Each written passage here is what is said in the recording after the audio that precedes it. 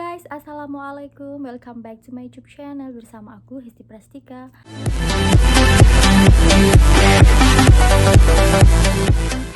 Oke guys, apa kabar kalian semuanya?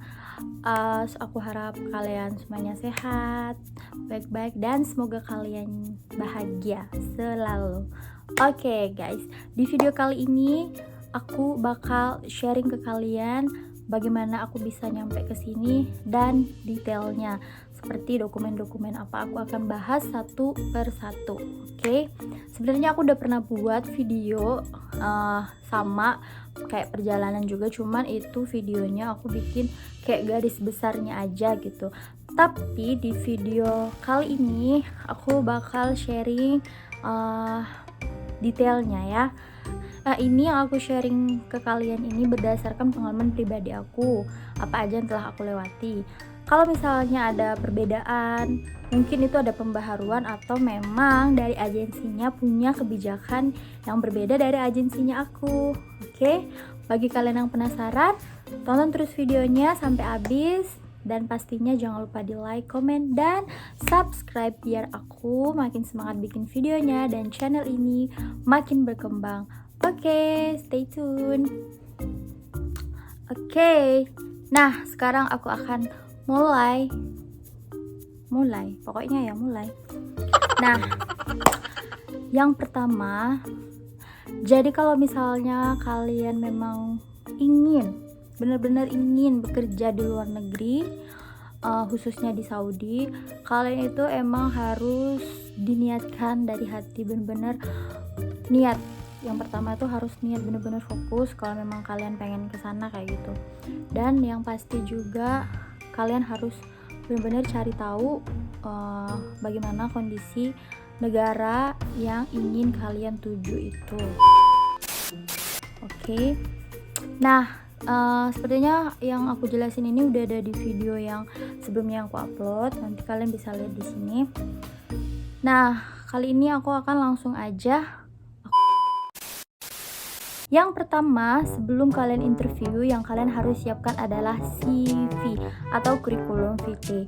Nah, dimana di dalamnya itu terdapat biodata kalian, terus ada posisi yang kalian ingin apply, terus kalian itu selama bekerja di perusahaan sebelumnya itu sebagai apa posisinya dan apa aja yang kalian udah lakukan.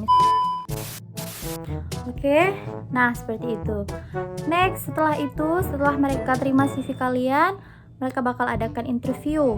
Nah, di interview itu, kalau misalnya bekerja di luar negeri itu, biasanya usernya yang dari negara yang kalian ingin tuju itu langsung datang ke agensi, atau kalian akan diinterview lewat online seperti Skype.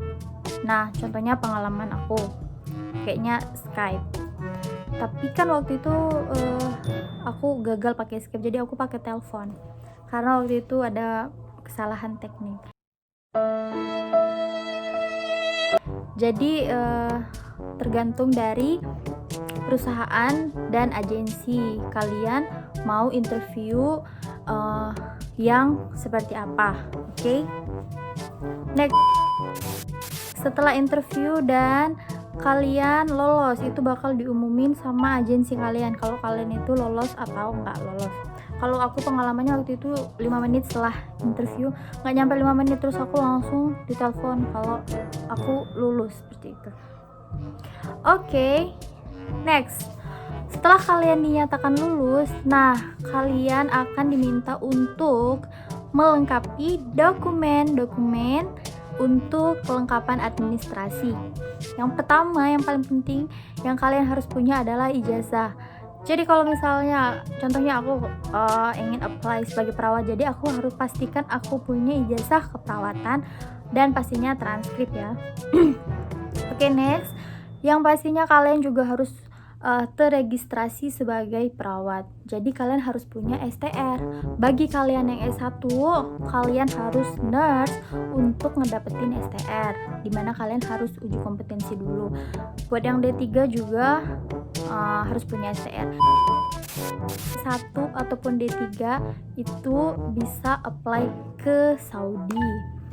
Tapi yang aku tahu kabarnya sekarang ini di perusahaannya aku ya, mereka itu kayak mau meminimalisir D3. Tapi jujur aku nggak tahu kalau misalnya di klinik-klinik ataupun di rumah sakit yang lain. D3 masih banyak di Saudi Arabia, khususnya di klinik aku juga masih ada yang D3. Oke.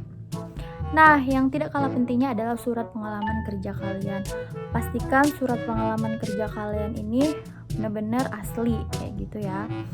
Karena ketika kalian nyampe di sini, berkas-berkas kalian itu akan ditelusuri benar apa enggak, kayak pengalaman kerja. Nah, kalian tuh nanti tuh data flow yang dari Saudi itu bakal mengecek atau menelusuri benar nggak sih ini anak ini pernah bekerja di rumah sakit ini, pernah kuliah di universitas ini, seperti itu.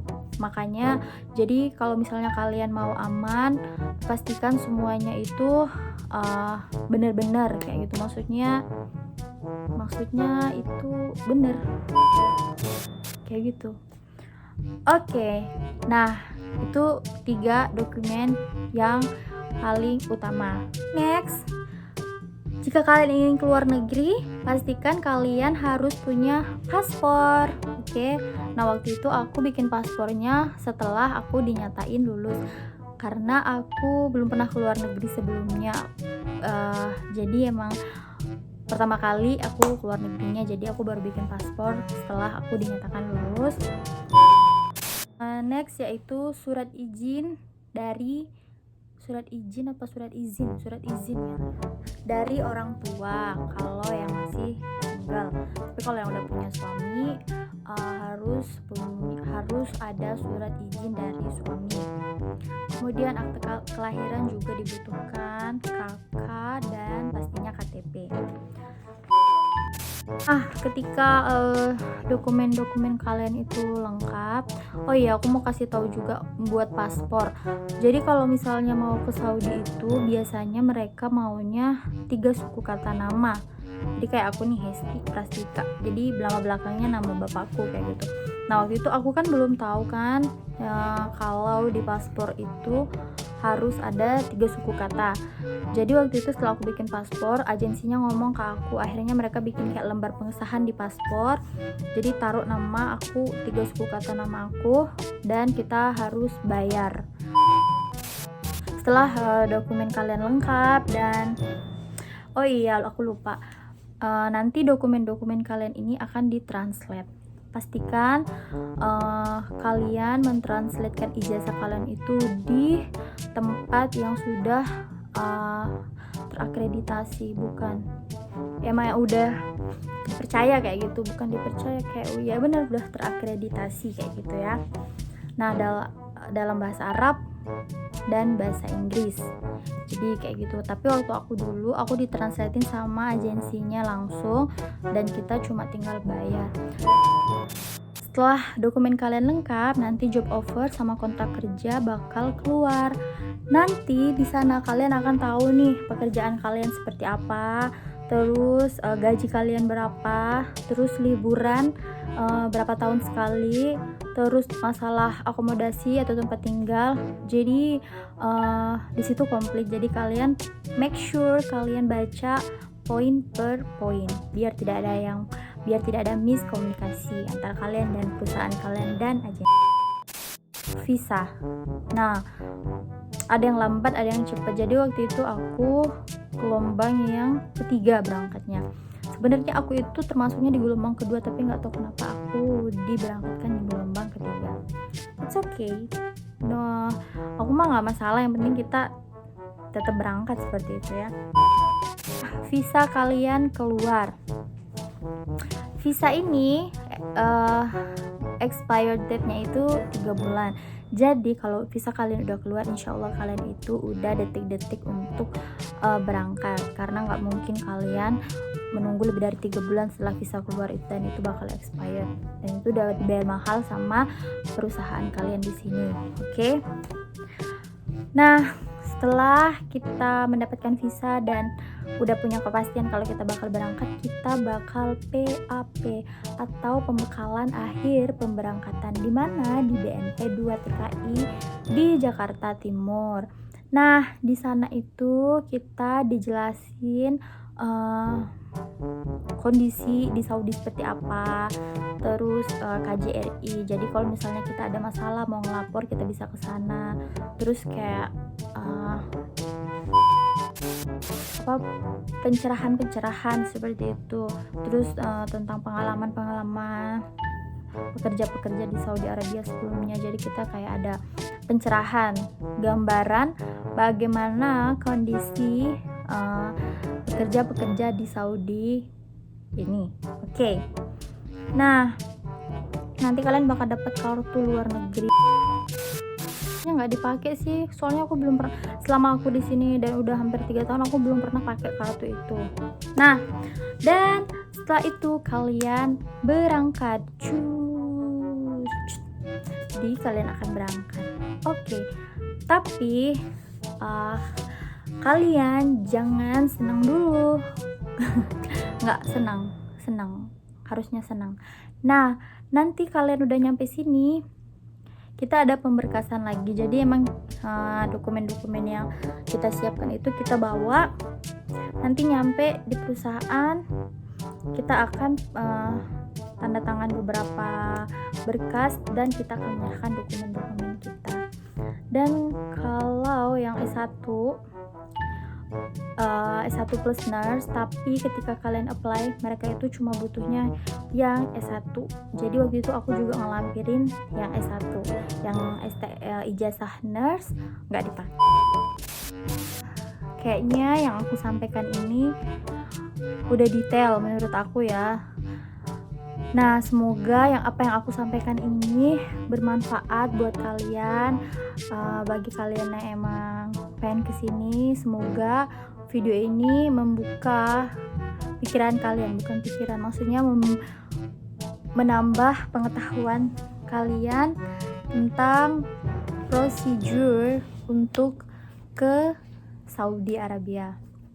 Nah, semoga yang pengen kesini dimudahkan jalannya biar keinginannya bisa tercapai.